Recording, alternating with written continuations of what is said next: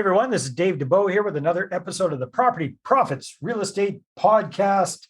Today, this good-looking guy that's zooming in with that sassy backdrop that says, shut up and do it.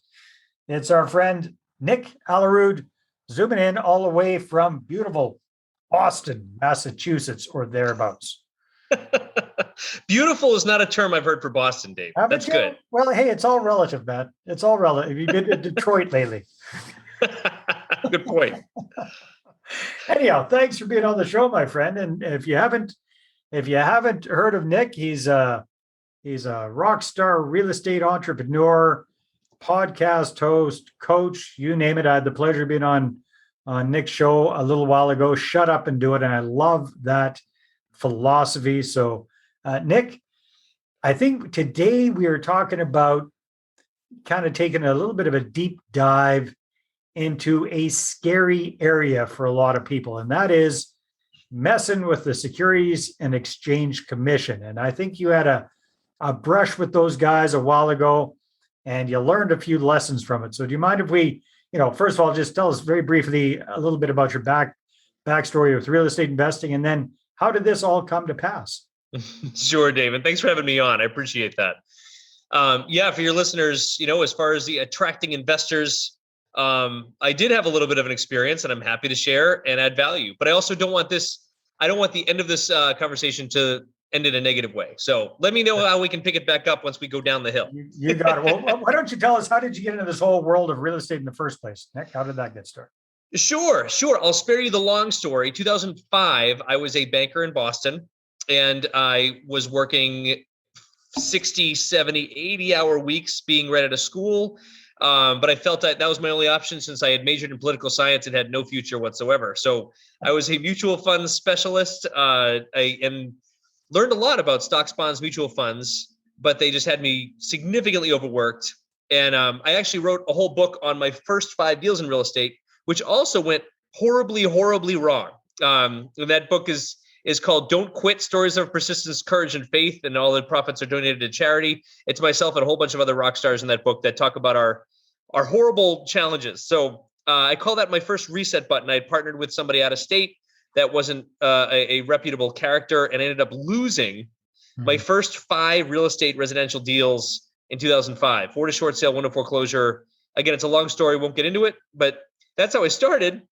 And by starting in that way, it definitely helped me kind of learn to put rules and procedures and mindset right at a place. And ultimately, that's where the shut up and do it came from, which is, it was just me like yelling at myself, like, this wasn't you. You're not a victim. Like, you own it. Like, you can be mad at this guy and chase him with attorneys the rest of your life, or just say you screwed up and move on and put the rules and procedures and systems in place so that you don't do it again.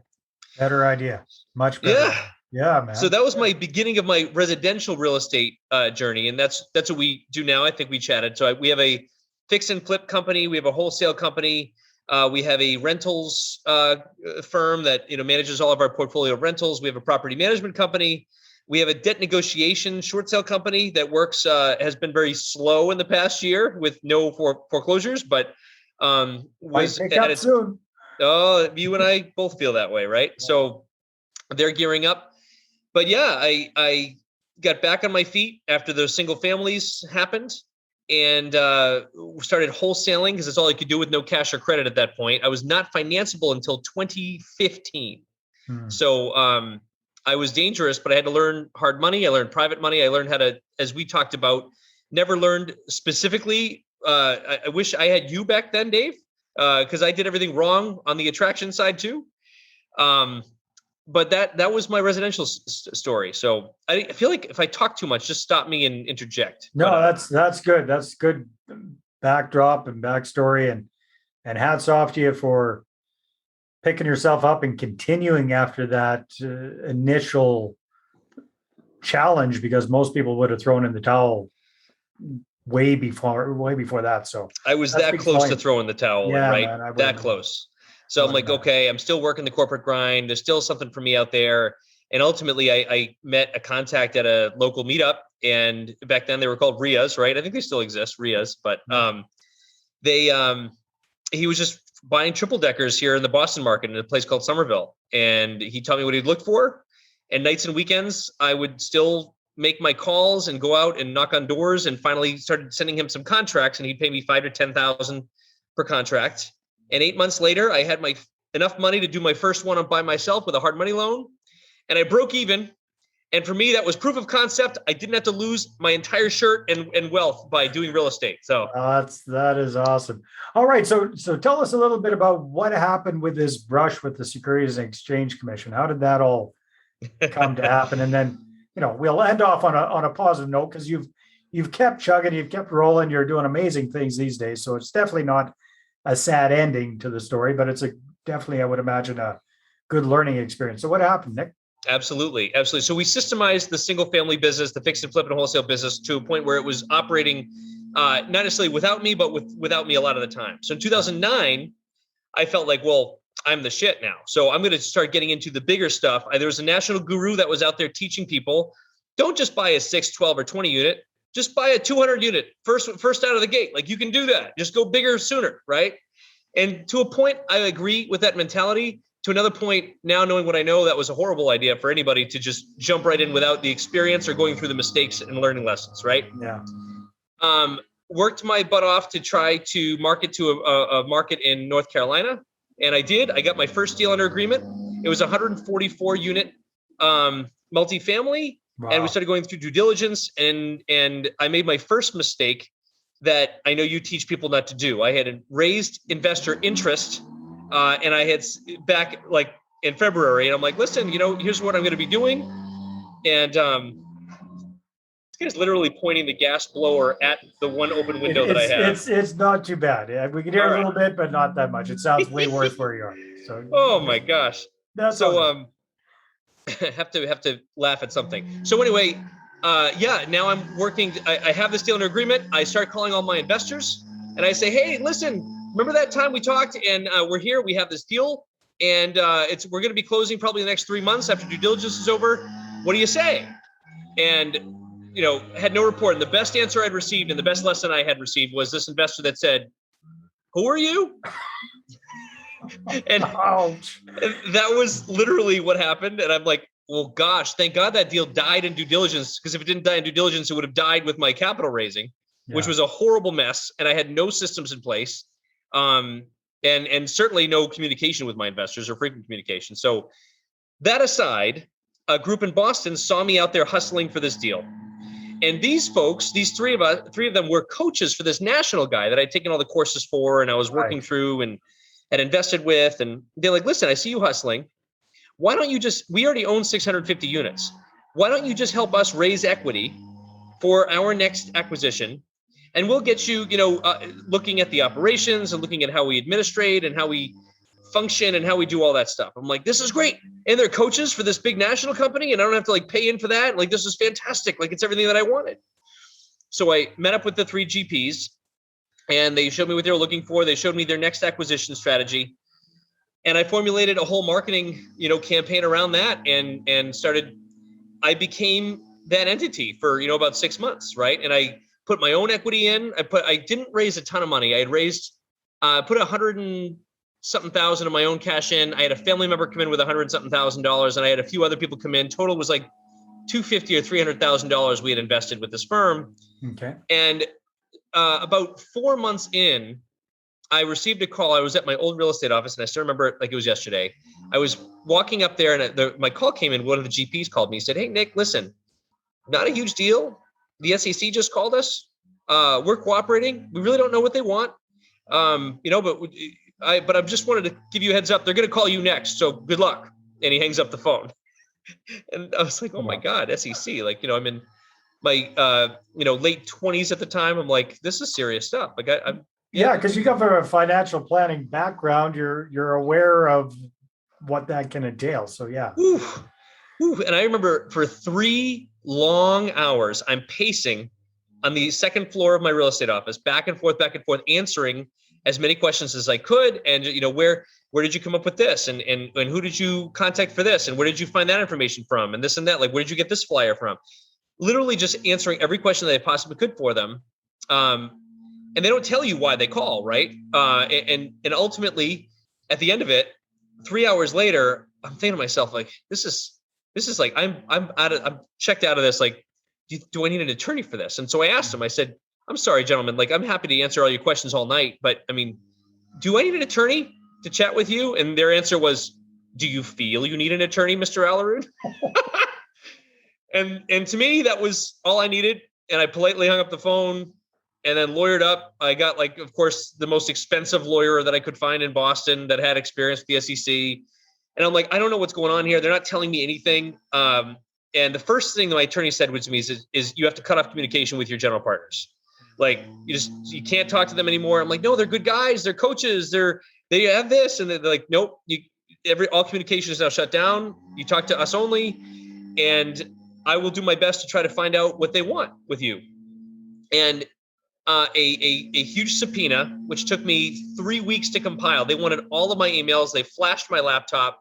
They went to my cell phone. Sorry, they flashed your laptop. What does that even mean?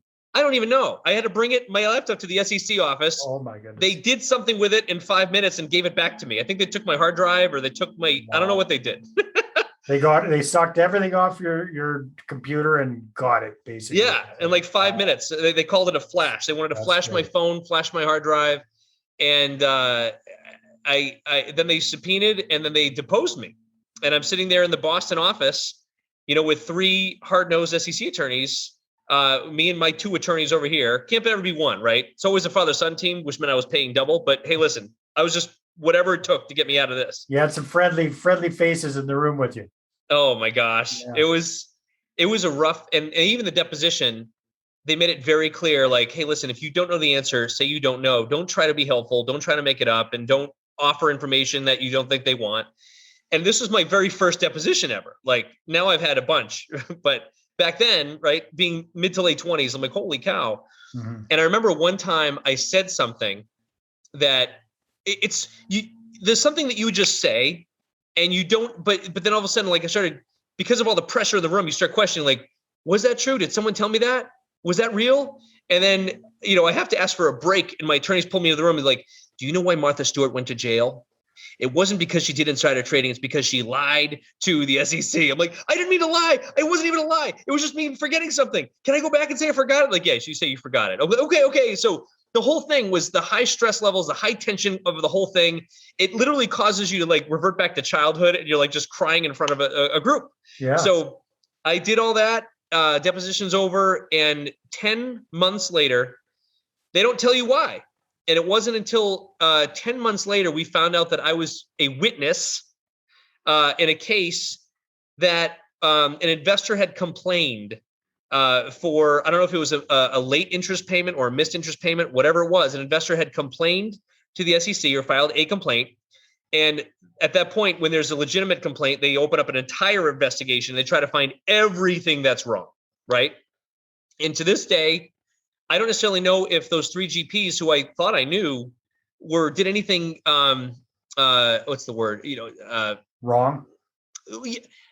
Intentionally wrong. Right. Right. But what their findings came back was, and we only found out once the judgment was issued, like we literally had no idea. Judgment was issued, which basically, all 3 of them could no longer do any business in the state of Massachusetts. They were all fined $300,000. So, they commingled funds between 2 assets. They also was evidence that one of them bought a private car with some investor funds, right? And one of the 3 GPs was an attorney, and he was disbarred. And they fined him all $300,000. They seized all the assets, to my knowledge. And by seizing assets, if you have equity in an asset that's seized by the government, I'll just put it out this way. People say, what's the worst case scenario for me to invest as an LP in a deal? Now, this isn't a popular answer, because some people say, oh, well, the cash flow goes down to 0 or something happens. Yeah. And it's like, well, no, the worst case scenario is the Department of Justice seizes the asset. And at that point, there's no active asset management. And at that point, your property managers pretty much don't care, right? Because the asset's going down anyway. So ultimately, the government then uses your asset to try to pay back the investors who were wronged, and it goes down to 0. And equity investors are paid back last, right? Because they're the owners. You want to pay back your investors first, your LPs and all that. So that's the worst case scenario. And at the same time, Dave, I had also invested about $100,000 of my cash in that National Gurus deal he had in Texas. And the funniest part was, while he was on his way to 10,000 doors or something, it became I can't think of words today. It became known that he was having trouble with the asset, and he just stopped communicating with his investors. Wow. And that was, in all us, 3 more than me were, trying to break down his door, find out where he was, what was going on. And ultimately the LPs led a charge to take active control again, because he had just dropped off the face of the earth. And it turns out there was a fire in that asset. And instead of just letting his investors know there was a fire and the insurance proceeds were taking too long to come in and he was undercapitalized, instead of just saying that, he decided to just cut off communications. Just drop off the edge of the earth.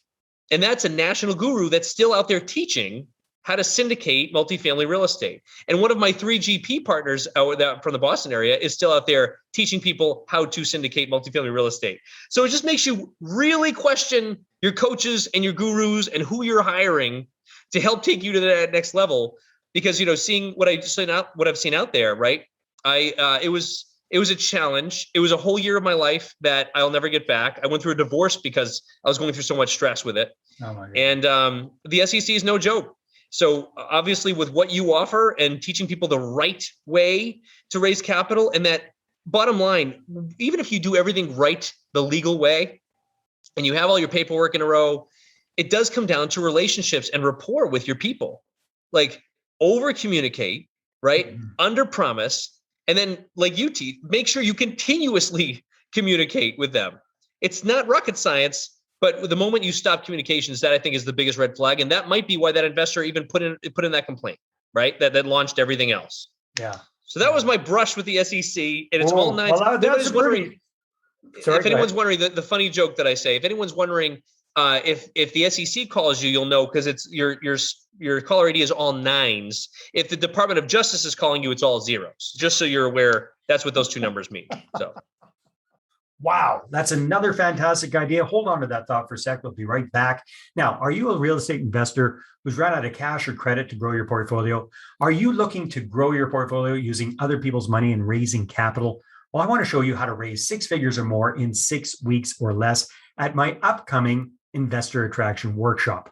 You can get your ticket and find out all about it at investorattractionworkshop.com. We're going to spend a full day taking a deep dive into this roadmap that I've used to raise millions for my deals, and I've helped other people just like you cumulatively raise hundreds and hundreds of millions of dollars for their deals as well. So again, you can check that out at investorattractionworkshop.com.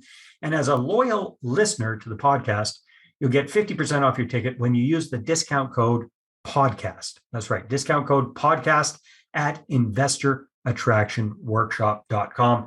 See you at the next workshop. Oh man, Nick. Well, I am sorry that you went through all of that.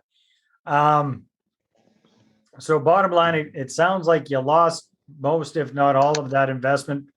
Plus you had to pay a schwack ton of money to those lawyers to represent you.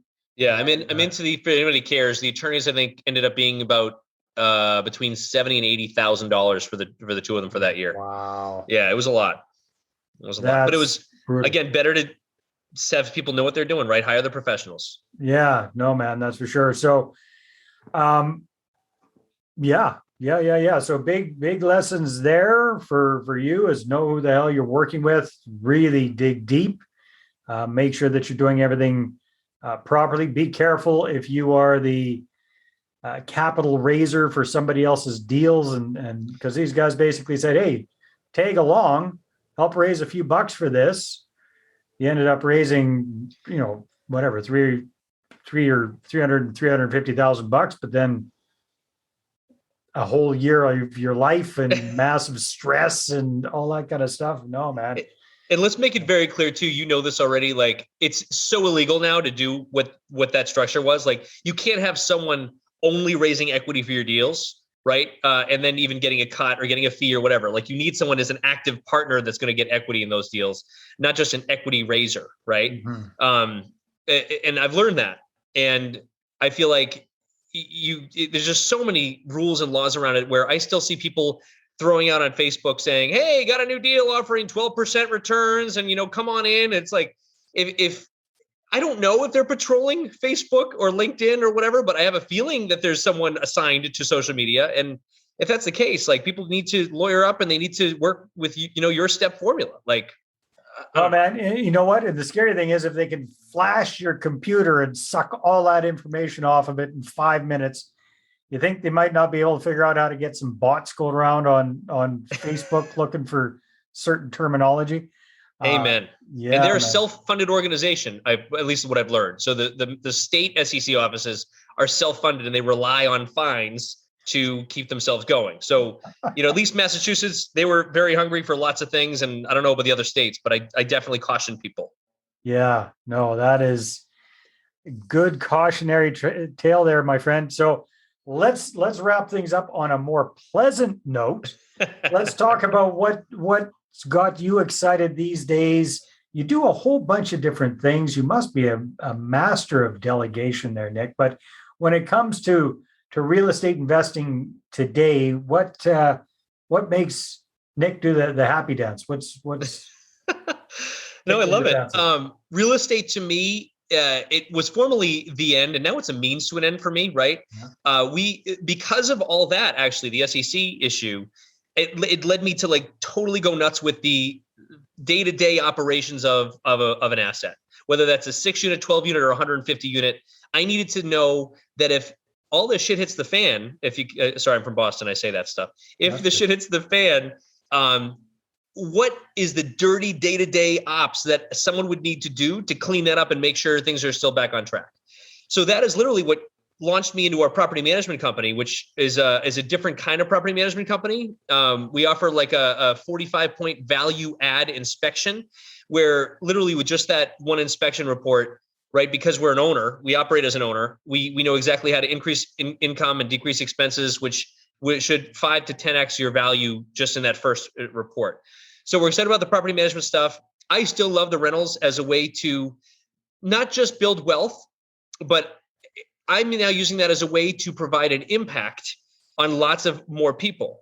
So, if our plan and our strategy and our mission is to have every willing individual to understand their path to financial wellness, that's our underlying mission for our firm. Mm-hmm. That gives us a whole bunch of tenants and landlords that might not understand their entire path to being financially independent, to being financially and not just financially wealthy, but being wealthy spiritually, personally, with your relationships. And that's kind of our in there. Like if we can help right your financial ship, you'll learn there's a lot more there. And that's our mission. So anything that gets me in front of more people, we have a coaching platform now, which is not attracting capital, but it's more just getting people started in the wholesaling and fix and flip real estate space, which gets them into the rentals too. But as long as people have a deeper impact, instead of I'm just here to make money, no, what are you here for really? Right? Like money is a means to an end. So what's that end for everybody? Oh, that's beautiful, Nick. And I can tell from your story and your personal experience, like this isn't some little BS sounds nice thing that just popped into your mind overnight. This is you slugging it through a lot of crap to become successful and keep on doing it in spite of what would have thrown 99% of the rest of the population right off track. You just kept going. So that's Nick, the tagline, right? Yeah. That's the tagline. Like that's literally why we have that tagline, is for me, for my mindset, and for no matter how many times we get knocked down, we call them reset buttons now. The faster we can get back up, right? The faster, if I can shrink that down from 6 months of feeling angry and upset for my first 5 deals that went wrong to the SEC, which was, 12 months, but then I recovered in about 3 months, like just going back into my world, right? Like those guys, I can't believe they messed with my whole life and my divorce and I'm never going to be the same. But like the faster you can get back up, right? How fast can you actually shut up and do it and get back up on that horse? Yeah, I love it. So Nick, if people want to find out more about you and how they can shut up and do it, what should they do? I appreciate that, Dave. Sure. Yeah. Feel free to check out. So I'm on Instagram. I'm on Facebook. I'm still one of those old people that are still definitely on Facebook a lot. Facebook Messenger is a good way to reach out. You can check us out, our company at aarealestategroup.com. Or you can also check out our podcast. The website currently, when you're seeing this, is going through renovations. I'm hoping it's up when people look at it. They can check out the podcast, which does have Dave on it, at shutupanddoitrealestate.com, or you just go to Google or your Apples or your internet's browsers. and find those things too. All right. Well, that's fantastic. Nick, thank you so much. I really appreciate you opening up and your transparency there. I mean, it's great to hear all the good stuff, and you've got a ton of good stuff that you've accomplished. And sometimes hearing some of the crap other people have gone through just puts things in perspective. A, it helps us hopefully avoid making those kind of mistakes ourselves. And B, it puts some of our much smaller mistakes kind of in perspective and says, hey, you know what, if this guy went through that kind of stuff and picked himself up and dusted himself off and went on to great success, then what am I pouting about? 100% agree. 100%. Yeah. And just for the record too, like right now we're working on taking down like a 40 unit, $4.2 million deal. Like there's great ways to do it. There's great ways to make a lot of wealth through it. And I think people just need to have that right mindset as to why are they in the business, right? And if they have the right why, they're going to attract the deals. If they have your system, they're going to attract the capital. And that's really the two things you need besides the operational expertise. Awesome, my friend. Thank you so much for sharing. Thank you very much, Dave. All right, everybody, take care, and we'll see you on the next episode. Bye-bye. Well, hey there. Thanks for tuning into the Property Profits Podcast. If you like this episode, that's great. Please go ahead and subscribe on iTunes. Give us a good review. That'd be awesome. I appreciate that. And if you're looking to attract investors and raise capital for your deals, then I'm going to invite you to get a complimentary copy of my newest book, right back there. There it is. The Money Partner Formula. You can get a PDF version at investorattractionbook.com. Again, investorattractionbook.com. Take care.